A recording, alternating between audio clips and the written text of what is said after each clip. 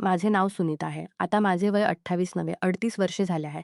जेव्हा मी नवीन तरुण झाले होते, तेव्हा मला थोडी वेगळी तरुणाई चढली होती. कारण मी सगळा दिवस ढपुडपू करत फिरत, मनच फिरत असे. अभ्यासात मनच लागत नसे.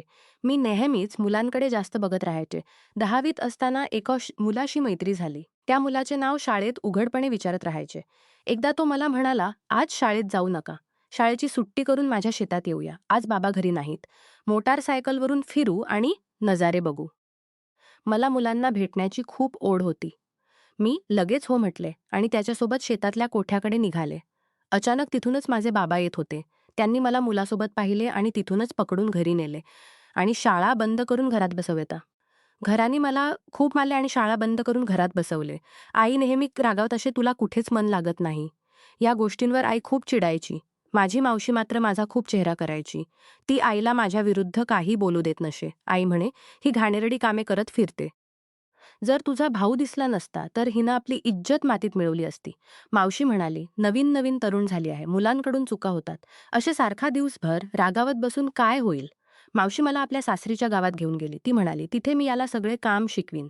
मावशीच्या सासरी गावात आल्यावर मला फारसे जमत नव्हते, कारण तिथे एकही मैत्रीण नव्हती. मावशी मला शेजारी घेऊन जायची. गावात शिवणकेंद्र उघडले होते. मावशीने सुचवले, "तुला शिवणकेंद्रात घालूया. वेळ जाईल आणि काही शिकशील." मी हो म्हटले. शेजारच्या मुलीसोबत शिवणकेंद्रात जाऊ लागले. त्या मुलीलाही कामात फारसा रस नव्हता. शिवणकेंद्रातून येऊन आम्ही दोघी तिच्या घरी मेकअप करत बसायचो. मावशी घरी वाट बघत असे. एकदा तिला कळले की मी तिच्या घरी इतका वेळ घालवते, तेव्हा तिनेही मला खूप राग बोलले. "तुला काही ठाऊक नाही कुठे उभी राहशील. मावशी तुझा विचार करते हे तुला कळत नाही का?" मी खूप विनंती केली, "मावशी, घरी सांगू नका. नाहीतर आई पुन्हा रागावेल." मावशी माझा खूप मोह करायची आणि माझी प्रत्येक गोष्ट मान्य करायची. एकदा गावातून एक बाई मावशीच्या घरी आली. मी तेव्हा घरात पोछा लावत होते. त्या बाईने विचारले, "ही मुलगी कोण?" मावशीने सांगितले, "माझी भाची. तिनं मला काम करताना पाहून आपल्या मुलासाठी संबंध मागितला. तिच्या 2 मुले होती, दोघेही अजून अविवाहित. ती म्हणाली, माझा मोठा मुलगा खूप देखणा आणि उंच आहे. त्याच्यासाठी मी संबंध घेईन. आम्हाला घरात काम करणारी मुलगी हवी आहे." मावशीने सांगितले, "ही थोडी कमी शिकलेली आहे." ती म्हणाली, "काही हरकत नाही. माझा मुलगाही कमी शिकलेला आहे." लग्नाची गोष्ट ऐकून मला खूप आनंद झाला. कारण मला दागिने आणि शृंगार करायला खूप आवडायचे. मी लग्नाची स्वप्ने बघू लागले. मी लग्नाची स्वप्ने बघू लागले. मावशीने ही गोष्ट, "हिला लग्नाची काय समज?" मावशी म्हणाली, "हिला तर लग्नाचा पूर्ण छंद आहे. ती मान्य झाली आहे. आता तुम्ही हो करा." मावशीने आईला सांगितले, "मुलाची आई खूप साधी आहे. ती हिला आपल्या मुलीसारखी खुश ठेवील. ही फारशी शहाणी नाही आणि कामही कमी करते. तिथे मुलाची आई सगळे काम करून घेईल. हिला दुसरीकडे वेळ जाणार नाही. आणि मुलाची आई चतुर आहे. जर दुसरीकडे लग्न केले तर सासू हिला राहू देणार नाही. म्हणून मी या संबंधासाठी इतका आग्रह करत आहे." आई म्हणाली, "गोष्ट तर तुझी बरोबर आहे. हिला दुसरीकडे कोण ठेवणार? कारण ही जबाबदारीने काम करत नाही, थोडे बहुतच करते." अशा रीतीने घरातले आणि संबंधाला हो म्हटले. मी माझ्या गावात परत गेले होते. मला मुलाचा फोटो दाखवला. मुलगा गोरा होता, कानात नथ घातलेले होते. उंचीही बरीच होती. तो मला माझ्यापेक्षा जास्त देखणा वाटला. मुलालाही माझा फोटो दाखवला आणि त्यालाही मी आवडले. अशा रीतीने आमच्या घरी येऊन शगुन ठेवले. मावशी खूप खुश होती की माझ्या गावातच सुनीताचा संबंध झाला. सुरुवातीपासूनच मावशी माझा खूप मोह करायची.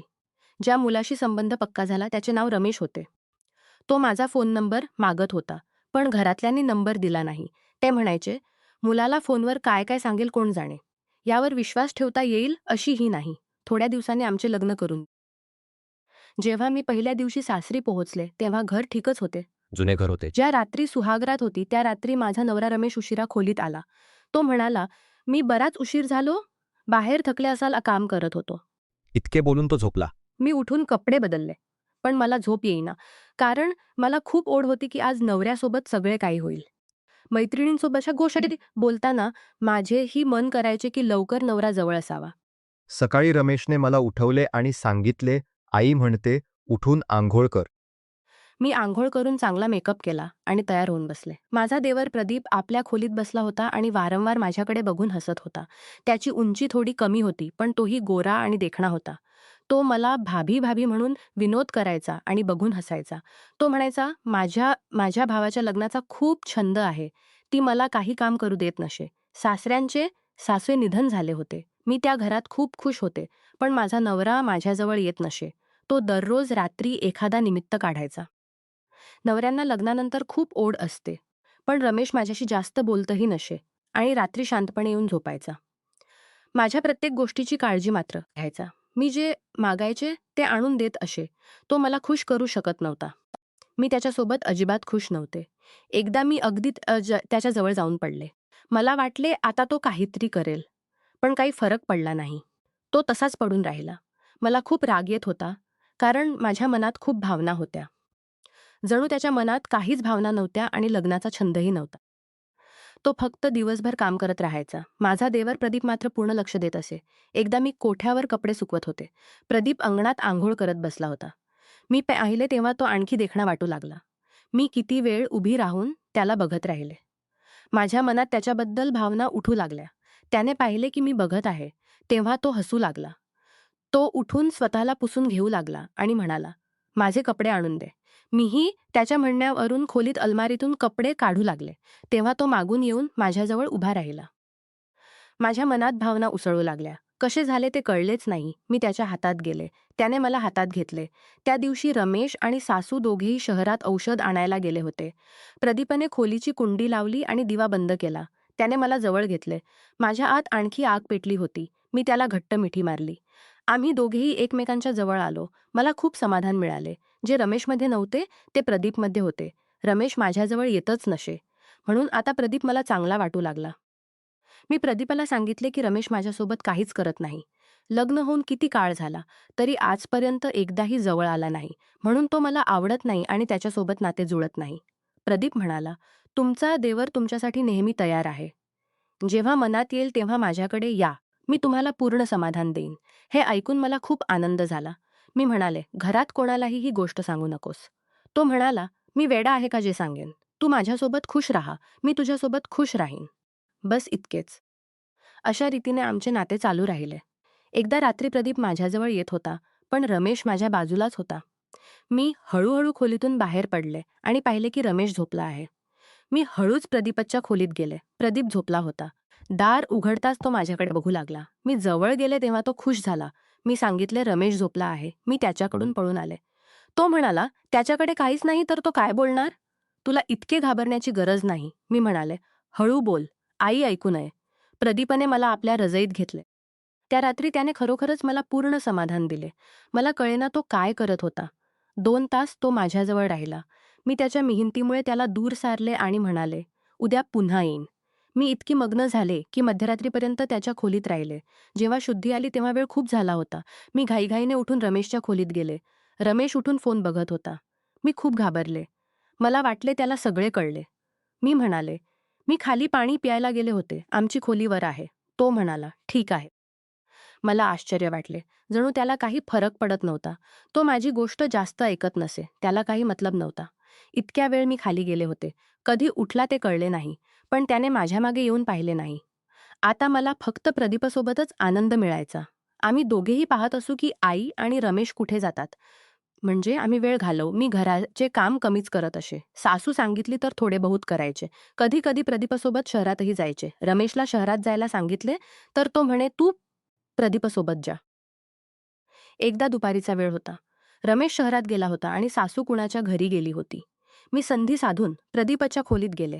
मी कपडे नीट करत होते. तेव्हा सासू येत होती आणि प्रदीप ज्या अवस्थेत होता ते तिने पाहिले.